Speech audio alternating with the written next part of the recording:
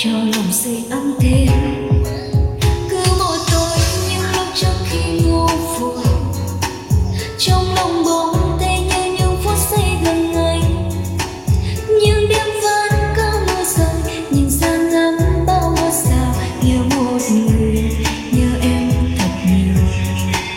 Để rồi bao lâu nay ôm áp trong lòng, tình yêu thương từng ngày lại cứ trong mong.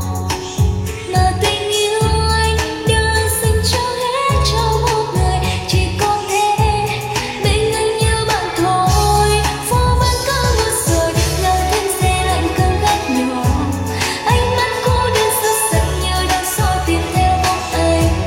Từng dòng thư đầy yêu thương dành cho, chỉ biết giữ gìn trong lòng. Vậy chỉ trong tim đi lúc này cùng nhớ anh. Ký ức những giây phút đầu khi đôi ta gặp nhau, chốn nào khói khát sâu yêu bên anh dâng lên ngập tràn trong trái tim. Và còn thật nhiều cơn bão kỷ niệm em sẽ giữ gìn trong lòng, ngồi góc nhỏ cho anh mãi trong đời.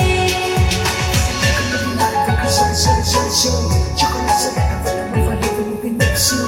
Đừng có quên đi sự cần một biết bao nhiêu yêu thương và những ngày ngày đã qua vẫn còn nơi đây. Nhưng tại sao khi cả mình không thể yêu nhau và mình không thể bên nhau? Vì thì anh đã dành hết cho một người và